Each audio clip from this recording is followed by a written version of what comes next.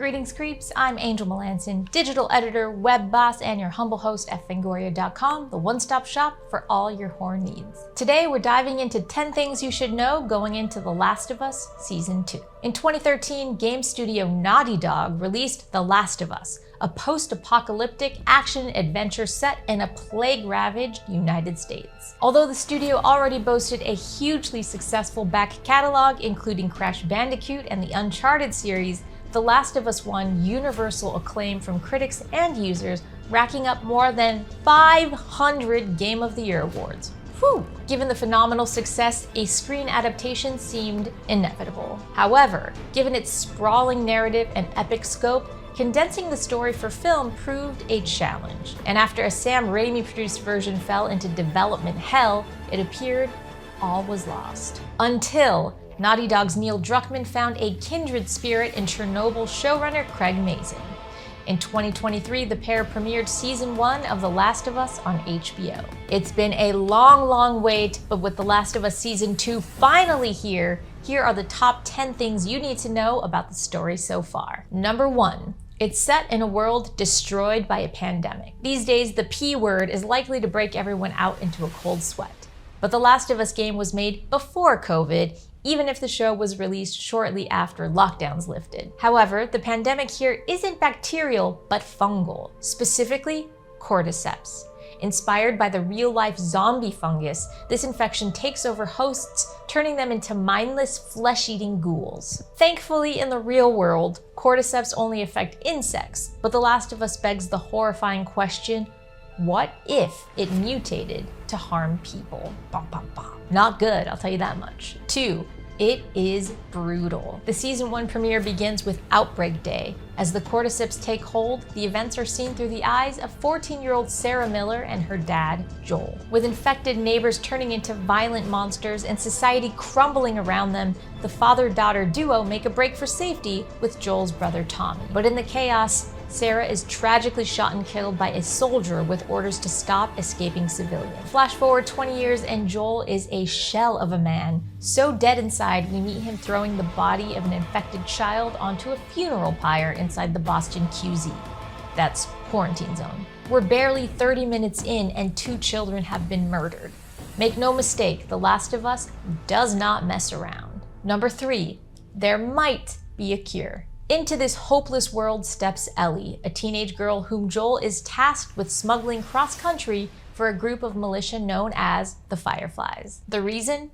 Despite being bitten by an infected, she somehow hasn't turned, revealing she's immune. If Joel can get Ellie to the Fireflies, they might be able to engineer a vaccine. That's not the only glimmer of hope, though.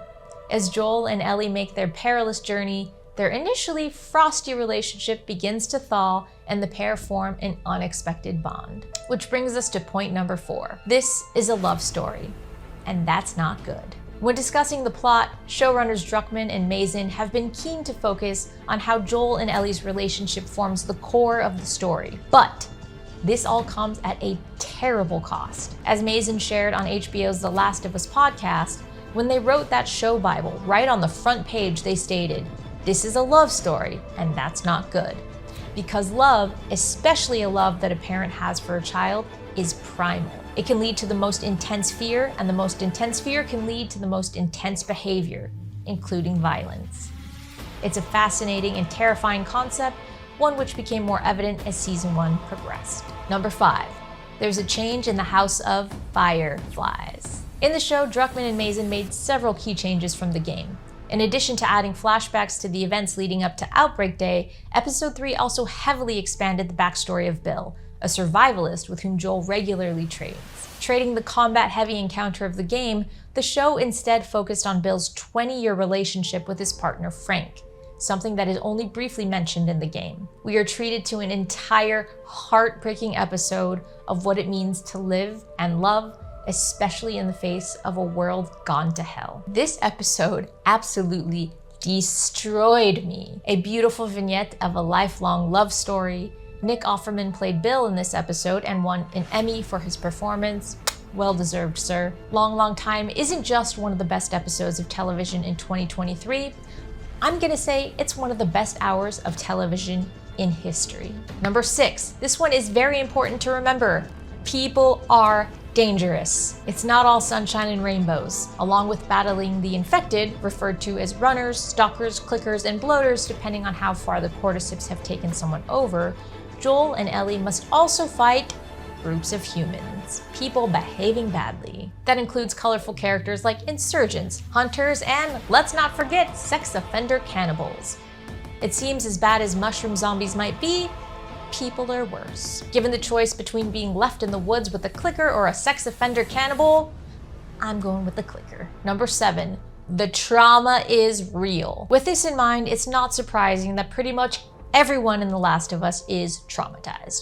Sure, you can survive a whole ass apocalypse, but at what cost? Along with Joel losing his daughter, episode 7 reveals that the day Ellie was bitten, she was with her best friend and would-be girlfriend who did not make it out alive. This sense of loss permeates the entire show and is mirrored throughout by multiple characters, from Joel's partner Tess being bitten, to Bill and Frank's deaths, and the tragic deaths of Henry and his kid brother, Sam. In this world, everybody has lost someone. And sometimes they dedicate an entire episode to it to rip our hearts out of our chests. Number 8, an impossible choice. By the final act of season 1, Joel and Ellie have come to rely on each other. She saves him from life-threatening injuries after he's skewered during a fight, and he finally gets her to the fireflies, tenderly telling her how she healed his broken heart. Oh, it's a heartfelt and tender moment, but this is The Last of Us after all, and their happiness is short-lived when the head of the Fireflies, Marlene, reveals that in order to create a vaccine, Ellie must undergo an operation that will kill her. She's already being prepped for surgery and has no idea, so it's up to Joel to decide. Lose another daughter to save the world, or rescue Ellie and kill the Fireflies? Classic trolley problem scenario. Suffice to say, he goes with option 2. Who among us? Which leads us right into number 9.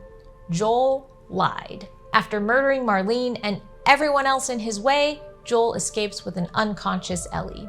She wakes up and asks him what happened, but Joel lies, telling her that there are others who are also immune, and despite this, the Fireflies simply cannot find a way to make a cure. But Ellie has doubts, and as the pair near Tommy's town, she asks Joel to swear he's telling her the truth.